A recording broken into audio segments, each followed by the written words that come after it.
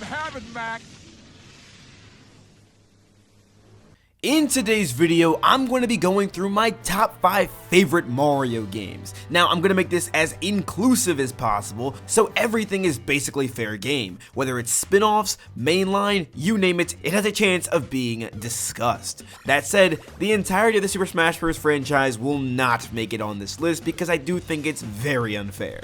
Yes, I am well aware that Mario characters make up most of the roster anyway, but who cares? However, crossover games like Mario and Sonic at the Olympics or Mario & Rabbids Kingdom Battle are definitely up for grabs.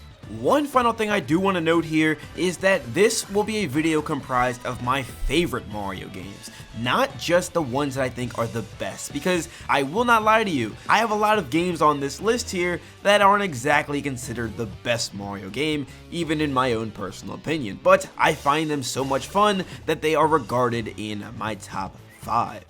So without further ado, folks, I won't waste any more of your precious time. Let's get into my top 5. Starting this list off was actually a bit tough because there were 2 games that I thought could have been at my number 5 spot, and those were Super Mario RPG and Super Mario 64. But I chose 64 just because I actually finished that game. I'm actually currently in the process of finishing Super Mario RPG, so I really don't think I can give it a position on this spot yet, although I have to say it is a very good game. But anyway, what I really love about Super Mario 64 is the overall style, charm, and appeal that this game has. When I was younger, I didn't really like the game all that much just because it seemed a little bit difficult, but then again, I was really young and didn't know exactly what I was doing. But as time went on and it released again on the Nintendo Switch, I found a whole new love for it. The game itself is actually really fun, and you can see just how many Mario games build on it afterwards. Super Mario 64 is 3D Mario at its core. This is exactly the foundation that 3D Mario games take on going forward, and seeing where it began is truly amazing. And I think a lot of 3D Mario games still have yet to top this title. I know a lot of people say that Super Mario 64 aged like milk, and I haven't played it on the N64, but playing it on the Switch makes me completely disagree. This game still runs very smoothly, and I have a ton of fun playing it.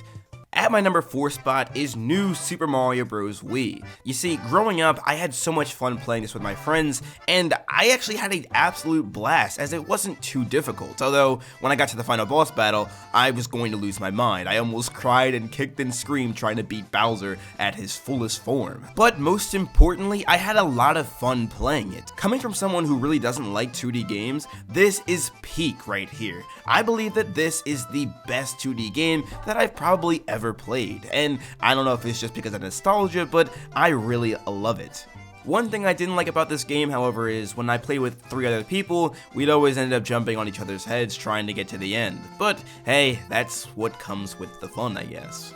Now this next one is also going to be based on pure nostalgia, not because I believe it's like the best Mario game ever or anything, but it's because it gave me so much enjoyment. Mario and Sonic at the Olympic Games. Now this was the game I first actually found out that Sonic the Hedgehog actually existed, and I was a huge Mario fan at this point, so meeting Sonic and Mario and having this kind of crossover happen, it was strange but really enjoyable.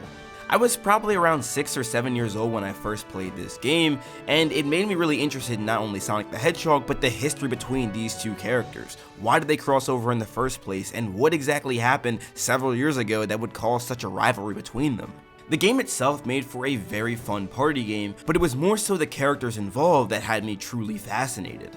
After learning the whole lore behind Mario and Sonic and their rivalry, I began to develop a true appreciation for this game and the entire series, the Mario and Sonic at the Olympic Games series, and now, more than anything, I would love an actual crossover between these 2 franchises, and one that contains a real story that will showcase all different kinds of character interactions. We got this with Mario & Rabbids Kingdom Battle, now can we just get this with Mario and Sonic, please? Hopefully that's not too much to ask, but either way, the later installments of this franchise have turned out to be somewhat worse in my opinion, like the one released on Nintendo Switch, Mario and Sonic at the Olympic Games Tokyo 2020. I like how this game had an actual story, but to me it just kind of fell flat everywhere else. I think a story would be really great to have in these games, but the minigames just weren't nearly as fun as they had been before. I do like the creativity behind the 16-bit and 8-bit minigames, but I just don't think they're nearly as fun as anything we've seen before.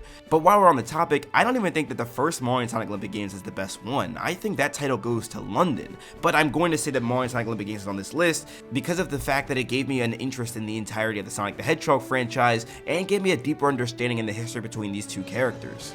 In other words, nostalgia wins out at my number 3 spot, but that will not happen going forward, I promise you. I say that because at my number 2 spot is Super Mario Odyssey. This is a game that I honestly was super impressed by. Not that I didn't think Nintendo could pull something off like this, but because I think it's the strangest 3D Mario game out of the entirety of this franchise. It's so wacky and weird and crazy, but somehow it still feels so in line with what Mario would do. I never at one time had the desire to play as a Goomba, but now I can, or a Chain Chomp, or a dinosaur for that matter. Why are dinosaurs in a Mario game? I don't know, but I'm here for it. I love it. Yeah, I know we had dinosaurs in Mario games before, but never looking like this, which is why I think it threw so many people off when the first trailer for Odyssey actually came out. It was so strange and bizarre, but for whatever reason, it seemed to resonate with people, myself included. And also, who could forget that Pauline makes her debut in a 3D Mario title? I feel like at this point, Pauline has made herself a mainstay in the franchise, and that might be due in part to the success of Super Mario Odyssey. But either way, it's because of this game that she's found her way in Super Mario Strikers and also Mario Golf. There wasn't a single moment when I was playing Mario Odyssey where I felt like I wanted to stop. At every point in this game, I was always questioning what would exactly happen next. We went from a kingdom made entirely of food and fork people to fighting a giant realistic dragon in a matter of moments. This game truly was the strangest title I've ever seen in the entire franchise. But it's for that reason I love it so much. Playing as Bowser as the final boss battle was insane, trying to escape the core of the moon. Come on, man. This is definitely going to be in not only my top 5 favorite Mario games, but one of my top 5 games in general. And finally, we're at my number 1 spot. But before we get into it, don't forget to leave a like and subscribe on the video if you enjoyed it, and more Mario content will be made in the future.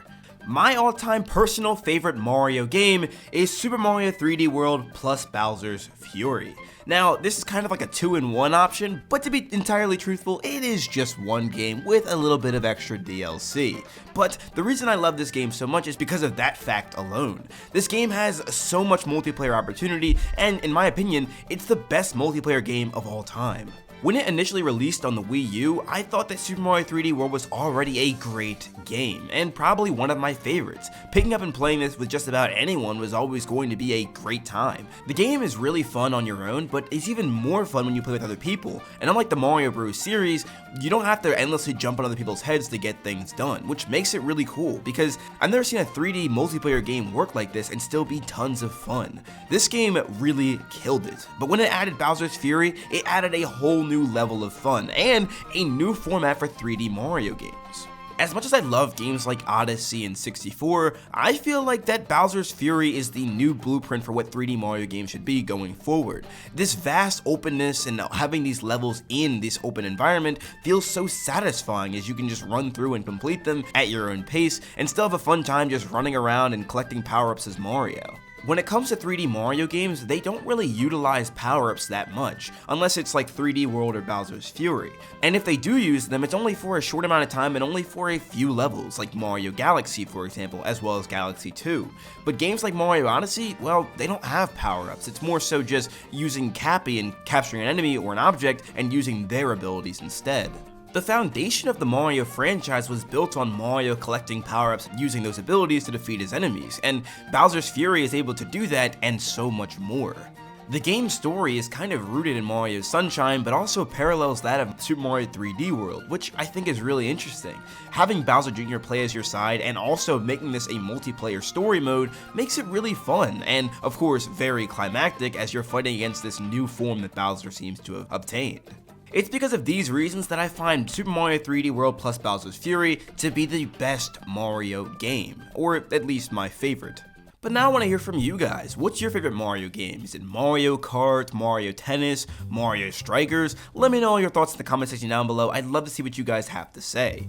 Anyway, now's a great time to shout out my legendary channel members. Thank you all so very much for supporting me and my channel and creating the best possible content that I can create. Videos like these would not be possible without you, and I praise the Lord for y'all every single day. Y'all are truly the best. If you're interested in being a member of my channel, there'll be a link in the description down below. But if you want to support with your other means, I have a merch store, and you guys can check out all sorts of SONICSTA swag, whether it be hoodies, hats, t-shirts, you name it, we got it. The link will be in the description for that as well.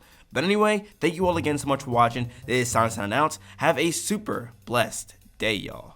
Why are you playing that trash?